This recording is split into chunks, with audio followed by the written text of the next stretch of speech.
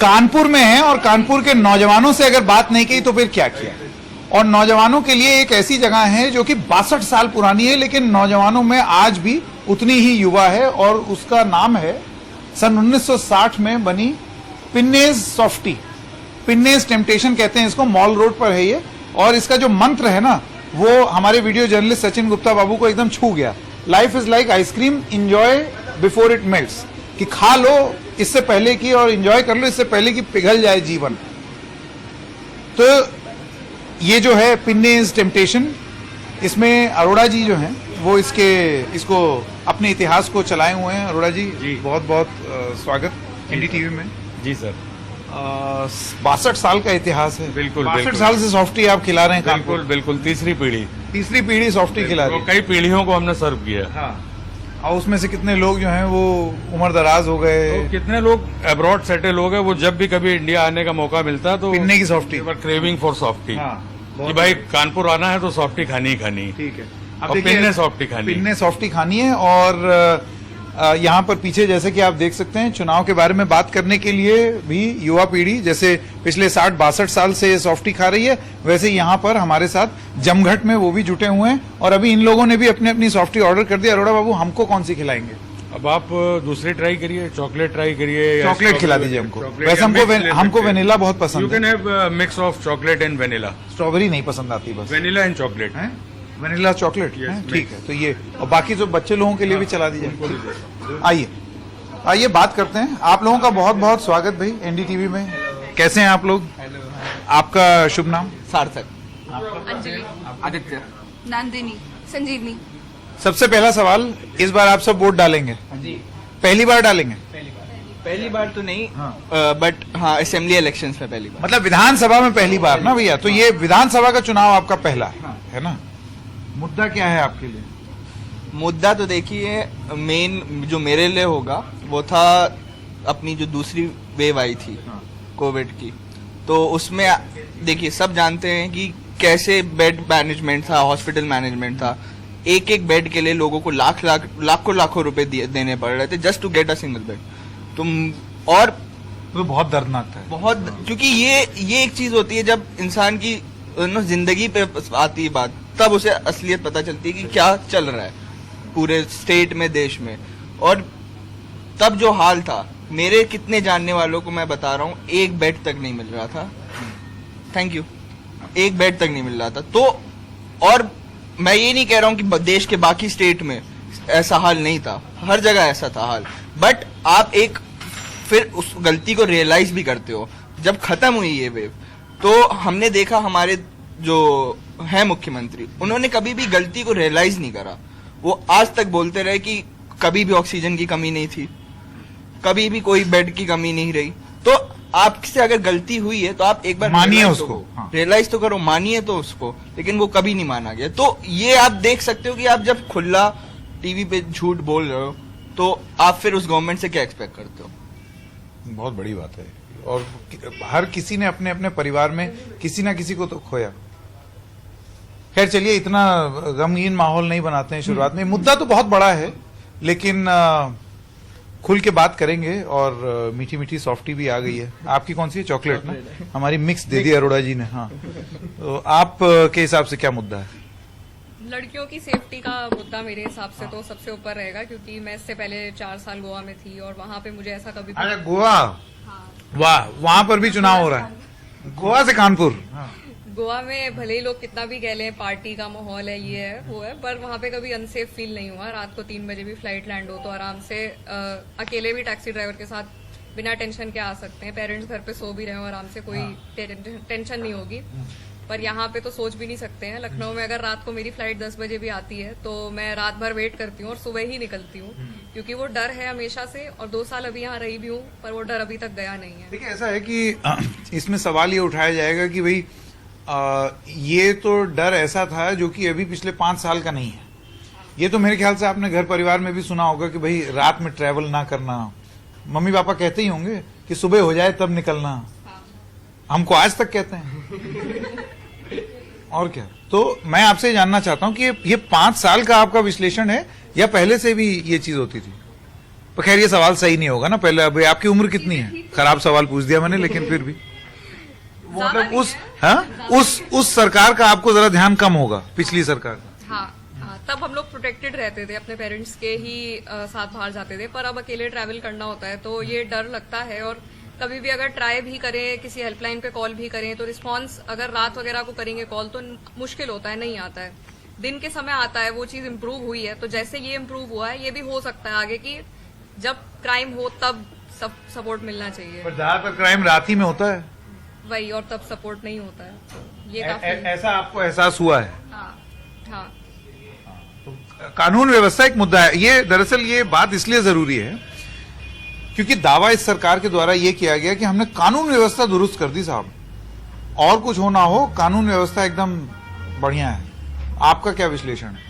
नहीं, कानून व्यवस्था तो आई वुड से कि हाँ थोड़ी बेटर हुई है। मतलब मैं पिछली सरकार का इतना नहीं जानता क्योंकि मैं इतना ज्यादा नहीं था पहले, बट आई वुड से कि हाँ अभी के टाइम पे बट ऐसा नहीं है, रात में जाना अभी भी हम लोग को सेफ नहीं लगता है। इवन घर वाले अभी भी कहते हैं कि शाम को 7-8 बजे के बाद बाहर मत जाओ।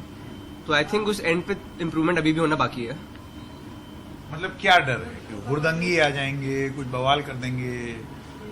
क्या डर किस तरीके का रहता है? ये कि मतलब बाहर जाके लोग सेफ नहीं है तुम्हारे लिए अभी जाना, कोई बाहर गुंडे वुंडे टाइप्स लोग हों ऐसे। तो आई वुड से कि नहीं, अभी उस एंड पे इम्प्रूव होना तो बहुत ये चुनाव मुद्दा, कानून व्यवस्था अभी भी आपके लिए चुनाव का मुद्दा है? जी अवश्य।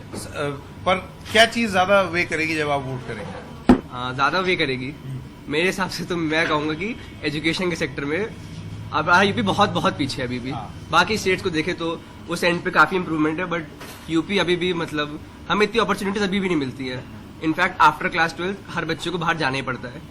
तो आई थिंक उस सेक्टर में तो अभी भी बहुत ज्यादा इम्प्रूवमेंट है जो किसी सरकार ने नहीं करा I would say. So that will be a very major point for me to vote on. आपके लिए बड़ा मुद्दा क्या है? मेरे लिए पहला तो सबसे बड़ा मुद्दा ये है कि एजुकेशन, पढ़ाई लिखाई यूपी में बहुत ज्यादा वो है, कम है। लिटरेसी रेट जो है यूपी का बहुत कम है। मतलब यहाँ पे लोग 12वीं उन्होंने दी और सबको होता है कि बस बाहर जाना है, क्योंकि यूपी में उन लोग को पता है कि इतनी अच्छी एजुकेशन जो बाकी के स्टेट्स में मिल रही है, जैसे महाराष्ट्र हो गया या फिर कर्नाटका हो गया, दिल्ली हो गया, वहाँ पे अच्छा मिल रहा है, यूपी में नहीं मिलता है। पर हम लोग जैसे देखें कि यूपी के हम लोग के बहुत सारे मिनिस्टर्स जो हैं, तो आपका कानपुर यूनिवर्सिटी का ही है रामनाथ कोविंद, बट अभी अगर आप कानपुर यूनिवर्सिटी जाके देखेंगे तो नहीं कोई जाना चाहता है, क्योंकि उन्हें लगता है कि वो वैसा माहौल नहीं है उस साइड कि वहाँ पे जाके हम पढ़ाई करें और हमारी डेवलपमेंट वहाँ पे। मतलब शिक्षा का स्तर उस तरीके का नहीं रहा जैसा इतिहास में बताया जाता था। हाँ जी। ठीक है, तो शिक्षा आपके लिए बड़ा मुद्दा है। और एक और मुद्दा ये है कि ये जो आ जाता है जब भी हमारे इलेक्शंस होते हैं कि हिंदू मुसलमान, ये बहुत बड़ी चीज है, ये नहीं होनी चाहिए। हिंदू मुसलमान सब एक हैं, यहाँ पे इंसान वोट दे रहा है, ये नहीं कि हिंदू वोट दे रहा है या मुस्लिम वोट दे रहा है या दूसरी जो कोई जाति का। तो ये जो जाति मुद्दा ये लोग हमेशा करते हैं कि यूपी में सबसे ज्यादा, यूपी बिहार साइड, तो ये जाति के ऊपर वोट देते हैं, तो ये नहीं होना चाहिए। तो ये एक मुद्दा है। फिर आपको लगता है कि ये आपके विचार हैं, लेकिन हो सकता है कि आपके जैसे और जो युवा पीढ़ी के लोग हों, ग्रामीण क्षेत्र में हों, वो इस तरीके से ना सोचते हों, वो पुराने ढर्रे पे चल रहे हो, या आपको ये लगता है कि अब धीरे धीरे सबके मन में मोटा मोटा ये ख्याल आ गया है कि जातीय आधार पर और धर्म के आधार पर नहीं देना? नहीं, ग्रामीण एरिया में देखेंगे अगर तो होगा, हो सकता है कि जो हमारे जैसे वो है युवा लोग हैं, उन लोग का यही हो कि हम जाति के आधार पे देंगे, बट सबका अपना अपना ओपिनियन होता है हर चीज को लेके। तो ये मेरा खुद का ओपिनियन। अच्छा, एक सवाल मैं पूछना चाह रहा था, मुझे बताइए, आप लोग, भाई हमारे घर में तो हो गया है, ड्राइंग रूम में जब सब लोग बैठते हैं तो ऐसा नहीं है कि परिवार में सब लोग एक ही तरफ के हैं, हमारे एकदम लड़ाई हो जाती है कि कोई उसमें कुछ सपोर्ट कर रहा है, फिर पीछे से आवाज आई किसी और की, तो वो एक छोटी सी तो डिबेट घर ही में चलती रहती है हर समय। आप लोगों के घर में भी ऐसा है क्या? बिल्कुल, हर चुनाव के समय में तो हर घर पे, हर गली में, हर मोहल्ले, हर नुक्कड़ पे यही सीरीज चलती है कि क्या करना है, किसको वोट देंगे, कौन जीतेगा, सबका अपना अपना। मम्मी किसी एक पार्टी को समर्थन कर रही है, पिताजी जो है दूसरी राग अलाप रहे हैं, इस तरीके की भी चीज होती है। मैं तो उस परिवार से आता हूँ जिसमें मेरे पापा एक मतलब पॉलिटिकल बैकग्राउंड से ही है। अच्छा अच्छा अच्छा। तो हमारे यहाँ तो ये जो कहते नहीं एक त्योहार कहते नहीं कोई भी इलेक्शन हो हाँ। अपने पार्षद का हो गया अपने ये विधानसभा का हो गया पूरे घर पे 1 महीना 1.5 महीना पूरा एक अच्छा माहौल हो जाता है। रोज रात में आते हैं न्यूज लगा के बैठते हैं आधा 1 घंटा देखते हैं क्या हुआ ये हुआ। हाँ। तो ये एक तरीके का कहते नहीं एक माहौल जो अच्छा हो जाता है त्योहार जैसा हाँ। वैसा है ये। तो ये अच्छा लगता है देखने में। चलिए इस त्योहार के माहौल के बारे में मैं बाद में बात करूंगा, क्योंकि यूपी का जो चुनाव होता है वो रोचक तो होता है। एज ए जर्नलिस्ट भी हमको बड़ा अच्छा लगता है यहाँ आए कवर करें। यहाँ के लोग भी बहुत इंटरेस्टेड हो जाते हैं, मतलब उन्हें बहुत मजा आता है सबसे बातें करने में। अरे हर आदमी मुख्यमंत्री है भाई। हाँ? क्यों? ये बात तो सर बिल्कुल सही बोली आपने। मतलब आप कहीं भी चले जाएंगे अगर आपको 4 लोग वहाँ खड़े दिख रहे हैं तो 99% पॉसिबिलिटी यही है कि वो पॉलिटिक्स के बारे में ही बात करेंगे। कौन आएगा, हमारे कैंडिडेट ने ऐसा करा, हम बता रहे इसको, आप वोट दीजिएगा, ये ऐसा करेगा या आगे जाके। अच्छा वो बात कैसे होगी? इस बार पंजा ठीक नहीं किया है, इस बार फूल देंगे नहीं हाथी देंगे या साइकिल को दे देंगे। बट ये मेरे ख्याल से जरूरी है कि थोड़ा धीरे धीरे चेंज हो, हम कैंडिडेट की तरफ ज्यादा ध्यान देना शुरू करें। बिकॉज अंत में अगर आप देखेंगे तो कैंडिडेट ही है जो काम करेगा। मुद्दे तो बहुत होंगे और हम चाहे अमेरिका के बराबर भी पहुंच जाए तब भी मुद्दे रहेंगे ही रहेंगे। ऐसा तो है नहीं अमेरिका में मुद्दे नहीं रह गए, वहां पे पॉलिटिक्स क्यों चल रही है। तो मेरे ख्याल से कैंडिडेट बहुत जरूरी है, हमें देखना पड़ता है बिकॉज उन मुद्दों को रियलाइज कैंडिडेट ही कराने वाला है। और क्या वो हम उसको रीच कर पा रहे हैं, क्या उसके कार्यकर्ता जो लगे हैं क्या वो सुन रहे हैं हमारी, क्या वो ध्यान दे रहे हैं। नहीं रियलाइज हो पाया चलिए ठीक है, बट क्या उसने अपनी तरफ से मदद करी, क्या उसने रियलाइज करी प्रॉब्लम्स, क्या उसने रियलाइज करने के बाद उस पर काम करने की कोशिश करी। तो मेरे ख्याल से बहुत जरूरी है कि हम कैंडिडेट पे ध्यान दें। ये बताइए आपके हिसाब से मुद्दे क्या होंगे यूपी चुनाव में? जैसे आप पहली बार वोट दे रही हैं तो आप विधानसभा में, तो आपके लिए सबसे बड़ा मुद्दा क्या है? मैं आपसे ये नहीं पूछ रहा हूँ किसको वोट देंगे, वो बहुत खराब सवाल होगा, वो मैं पूछना भी नहीं चाहता। पर मुद्दे सर मुद्दे बहुत हैं। अगर हम देखें तो ऐसा बहुत, एजुकेशन भी बहुत बड़ा मुद्दा है, हेल्थ केयर भी बहुत बड़ा मुद्दा है। सेकेंड वेव जैसे मेरे दोस्त ने बोला, सेकेंड वेव में सबने लॉस देखा है। कोई ऐसा नहीं था जिसने अपने कोई किसी परिवार को, किसी जानने वाले को या कोई बहुत करीबी दोस्त हो जिसने अपने पेरेंट्स खो दिए। तो देखिए इफेक्ट तो करता है, भले ही हमारे परिवार ना हो, बट हमारा करीबी दोस्त था, उसने अपना परिवार खोया। हम लोग सब घर पे लगे हुए थे, 1 महीना मुझे याद है, सब कोशिश कर रहे थे किसी को बेड मिल जाए, किसी को रेमडेसिविर मिल जाए, किसी को किसी तरह हमारे जो भी कनेक्शन हमसे पॉसिबल हो पा रहे थे कोशिश करके लोगों को बेड दिला रहे थे। यहाँ भी नहीं। आपको लगता है अभी भी चुनावी मुद्दा है कोविड? क्योंकि ये जो माहौल हम देखते हैं उसमें कहीं कोविड की बात ही नहीं हो रही।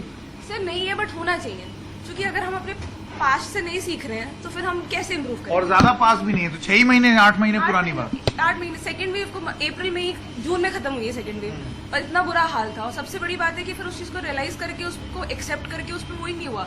आज भी आई थिंक योगी आदित्यनाथ जी ने ही बोला है असेंबली में या फिर किसी ने पार्लियामेंट में बात बोली है कि किसी की डेथ नहीं हुई है ऑक्सीजन की वजह से। मेरे को पता है 10 लोग जिनकी डेथ हुई है ऑक्सीजन ना मिलने की वजह से, तो मैं ये कैसे मान लूं? मतलब ये तो आप सब झूठ बोला आपने।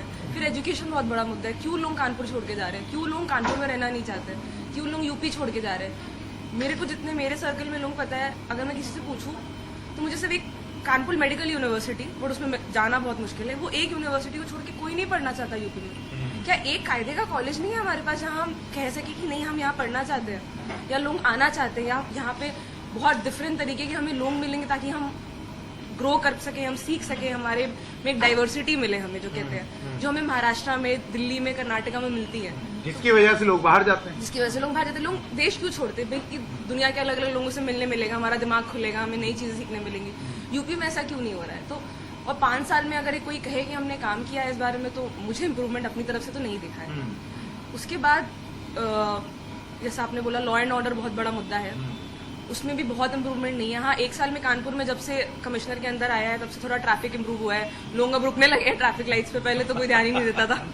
थोड़ा सा फाइन वाइन आने लगे हैं व्हाट्सएप पे, तो डरने लगे लोग, रुकने लगे हैं, तो ये थोड़ा सा इम्प्रूवमेंट है। बट अभी भी वुमेन सेफ्टी। पर भाई ऐसा है, आप लोगों के कानपुर का ट्रैफिक ऐसा है ना, हम दिल्ली से हैं, वहां पर भी, वहां तो और ज्यादा लंबा लंबा जाम लगता है, लेकिन इतना गंदा पते, कहीं अगर आप फाटक पे फंस गए, आपने और देखा नहीं? हाँ अब यहाँ फंसे नहीं है, इधर एक्सप्रेस रोड के आसपास अभी चूंकि अभी जयपुरिया फाटक पे फंस के आए हैं। अरे वो तो एकदम ताजा ताजा।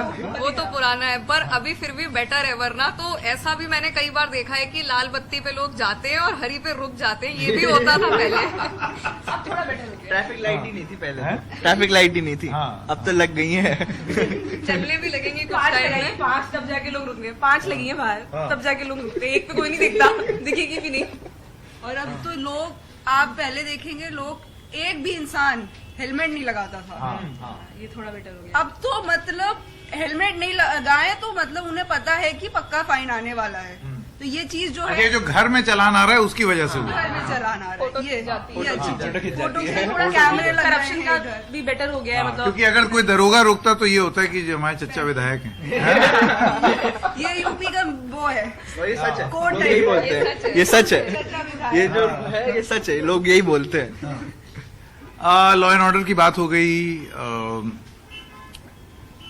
पढ़ाई की बात हो गई, स्वास्थ्य व्यवस्था की बात हो गई, अब रोजगार की बात कर लें।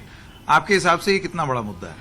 आपसे शुरू करें। देखिए रोजगार, मैं तो कानपुर से हूँ, ठीक है, कानपुर अपना बिजनेस पूरा टाउन है, बट हर गवर्नमेंट की एक ड्यूटी होती है कि आप डेवलपमेंट लाए। अब जैसे बिजनेस टाउन है तो गवर्नमेंट को कोशिश करनी चाहिए कि बिजनेस के साथ साथ इसको एक सर्विस सेक्टर भी बनाए। जैसे अपना बॉम्बे है, दिल्ली है, तो और ये ऐसा तो है नहीं कानपुर कोई छोटा शहर है, तो गवर्नमेंट अब ये ड्यूटी पूरी के बाहर से कंपनीज लाने की कोशिश करे। जितनी कंपनीज आएंगी उतना लोगों का रोजगार बढ़ेगा, रोजगार बढ़ेगा, लोग अलग अलग शहर से, अलग अलग स्टेट से यहाँ आएंगे काम करने। यहाँ जब आएंगे काम करने, बजाय इसके कि यहाँ से बाहर जाए। हाँ, यहाँ जब आएंगे काम करने तो लोगों के पास और अपॉर्चुनिटीज क्यों नहीं हो पाता? अब देखिए, सरकार से ये सवाल पूछा तो सरकार का ये कहना है कि हमने कानून व्यवस्था ठीक की है।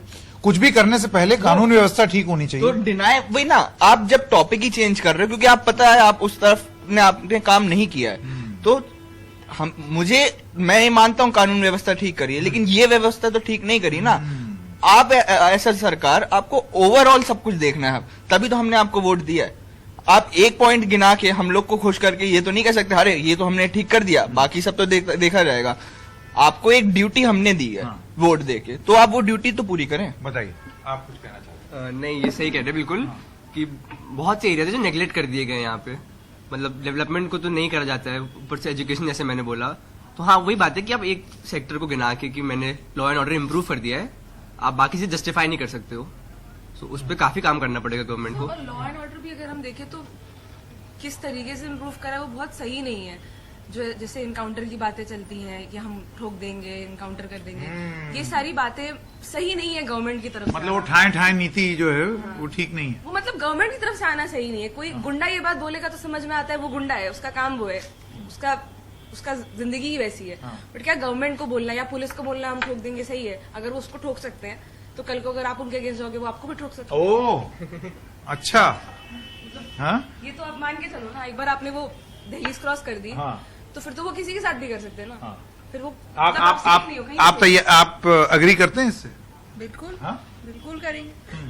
अगर आप कह रहे हो, चलो वो एक सरकार है, सरकार ये सब बोल रही है, ये एक अच्छा नहीं दिखता है पब्लिक को ही, क्योंकि फिर पब्लिक के मन में आएगा कि ये तो इसको भी मार रहे तो शायद हमें डर भी की मार दे। राजनीति डर आ गया ना, और फिर गुंडों का राज थोड़ी करना है हमें यूपी में। आप में और उनमें डिफरेंस क्या रह गया? जब आप किसी चीज को क्रिटिसाइज करते हो तो आप किसी हायर ग्राउंड पे होने चाहिए ना क्रिटिसाइज करने के लिए। अगर आप दोनों सेम हो तो आप किसको क्रिटिसाइज करोगे? मैं अगर आपसे कहीं, अगर मेरे कोई प्रिंसिपल जिनसे मैंने स्टिक करा तब मैं आपको बोल सकती हूँ ना, बट अगर आप भी सेम चीज ही कर रहे हो तो फिर आप किस बात के लिए सामने वाले को करो? आप भी तो गुंडे ही हो गए। बड़ी महत्वपूर्ण। आप इससे इत्तेफाक रखती हैं? हाँ, फिर यही तो, और डर की इससे ज्यादा ये भी चीज है ना, फिर कुछ और लोग भी तो मोटिवेट होंगे कि हाँ हम भी कर देते हैं, हमारे साथ ये गलत हुआ, हमने भी मार दिया, तो फिर हम में और आप में फिर डिफरेंस भी नहीं रह जाएगा और लोग उसी तरफ जाने भी लग जाएंगे।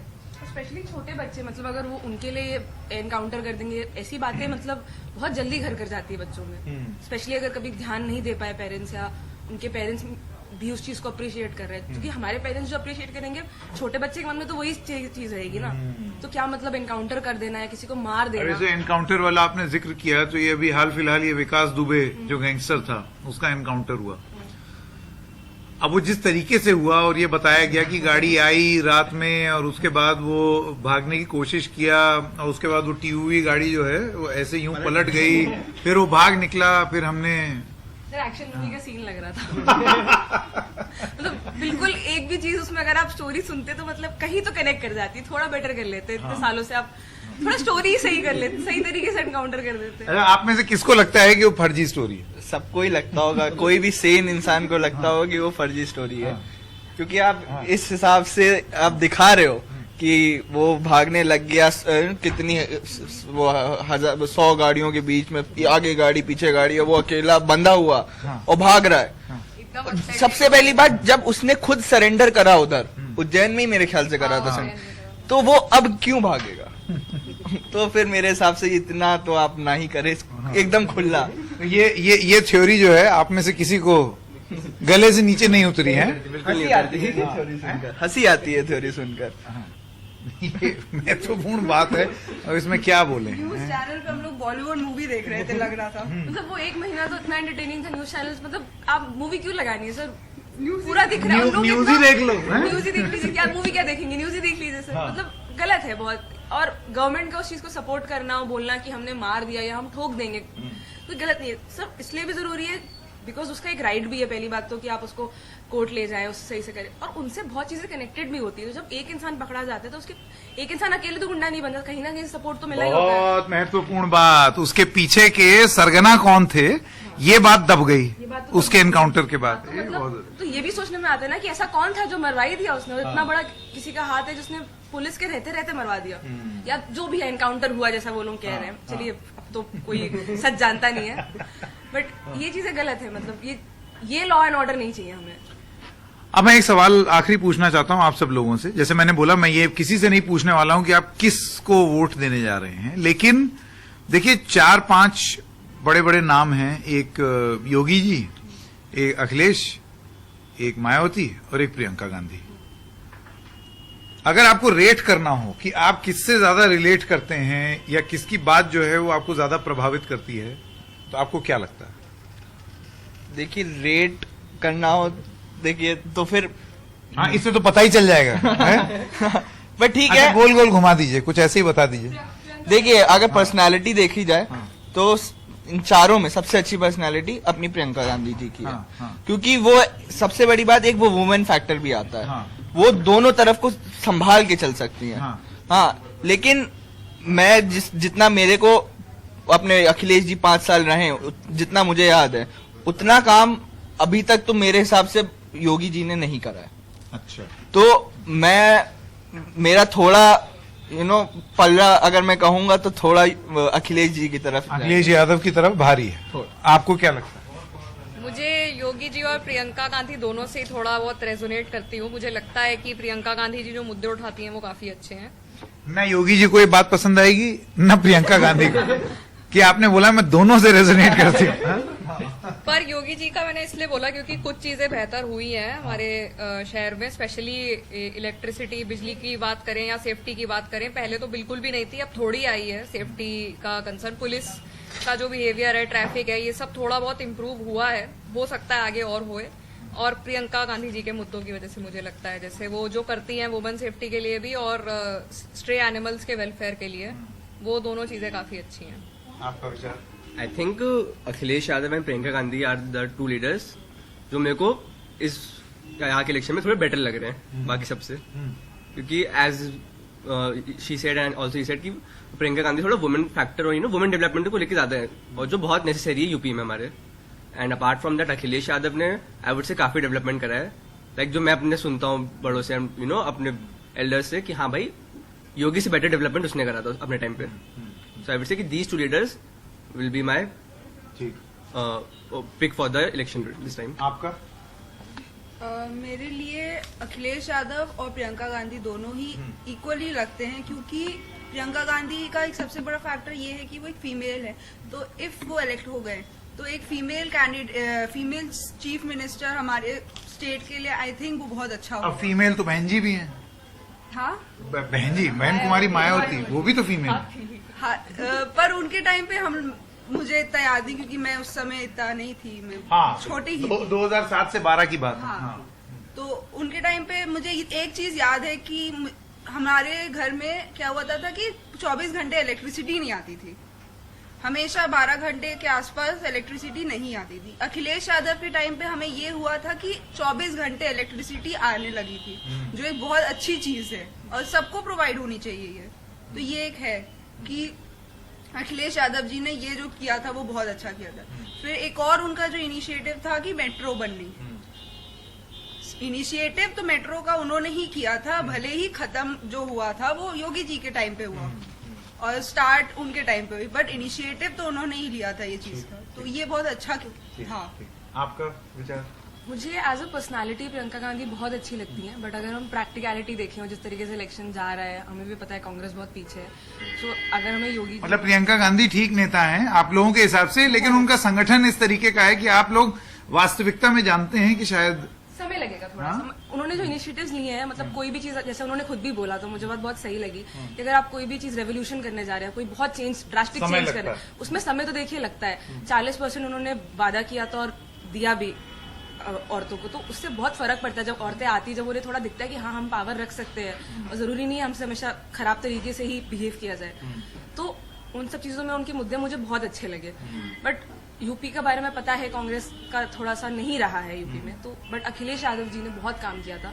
बहुत सारे ऐसे प्रोजेक्ट्स जो उन्होंने शुरू करे, अब क्लेम कर रहे हैं लोग कि हमने करे हैं, बट अगर हम वो एक्सप्रेसवे की बात करें, उन्होंने कराया जो अभी हाईवे नया बना है जिसपे लैंडिंग्स हुई है, पूर्वांचल एक्सप्रेस, वो भी इनिशियल ड्राफ्ट तो उन्होंने नहीं करा था, बाद में आपने चेंज कर दिया, बट वो इनिशिएटिव तो उनका ही था। फिर लखनऊ मेट्रो भी उन्होंने ही शुरू करवाई थी, और अब कानपुर में भी बहुत, मतलब हमें देखा है उनके समय पे काम, इवन दो मैं बहुत मतलब छोटी थी, बहुत ज्यादा बड़ी नहीं थी, बट देखा है। फिर एक इलेक्ट्रिसिटी का, जैसे सबने बोला, बहुत बड़ा फैक्टर हो जाता है। जिसने नहीं देखा हो, 4 घंटे डेली का कट देखा हो, अब जरूरत ही नहीं पड़ती है। पूरे समय उन्होंने ही शुरू करा था, वो चीज कंटिन्यू हो गई, बट जिसने शुरू करा उस चीज को कंटिन्यू रखा 2-3 साल, फिर आपके लिए आसान हो जाता है उस चीज को खींच पाना, बिकॉज एक नींव बन चुकी होती है। तो as a leader Akhilesh Yadav थोड़े यंग भी हैं, उनकी बातें भी मुझे सही लगती है, कभी मुझे ध्रुवीकरण नहीं दिखा उनकी तरफ से। बातें डेवलपमेंट के बारे में करते हैं वो, मतलब जो मुद्दे होने चाहिए उनके बारे में करते हैं। उनके डिबेट्स बहुत देखे हैं, मोस्टली मुद्दे जो होते हैं उनके वो डेवलपमेंट रिलेटेड ही होते हैं, मैंने उनसे कभी देखा ही नहीं। और ये जो छवि है कि गुंडई आ जाएगी और सब नाश कर देंगे, तो मैंने तो नहीं देखा, मतलब और गुंडे तो किसके रजीम में नहीं रहे, आप ये बताइए। गुंडे तो जा नहीं सकते, कौन ऐसा था जिसके रजीम में गुंडे नहीं थे? क्या अभी नहीं है गुंडे, या अभी हम नहीं देख रहे? ऐसे तो हर किसी में रहे हैं, बट उसको टैकल किस तरीके से करा और क्या मुझे पर्सनली वो चीज इफेक्ट कर रही थी, तो मेरे को तो नहीं लगा। और जिस तरीके का लॉ एंड ऑर्डर अभी ठोको वाला हो गया है, उससे तो बहुत ही बेटर है पहले वाला, जहाँ एटलीस्ट वो ठोक तो नहीं रहते लोगों को। बहुत बहुत धन्यवाद आप लोगों का। मुझे सीखने को बहुत कुछ मिला है, समझ में बहुत आया है, और ये मिजाज भी है हमारे उत्तर प्रदेश का कि यहाँ सब ज्ञानी है सबको पता है, सारी चीजें पता है। बहुत बहुत धन्यवाद हमसे बात करने के लिए। Thank you.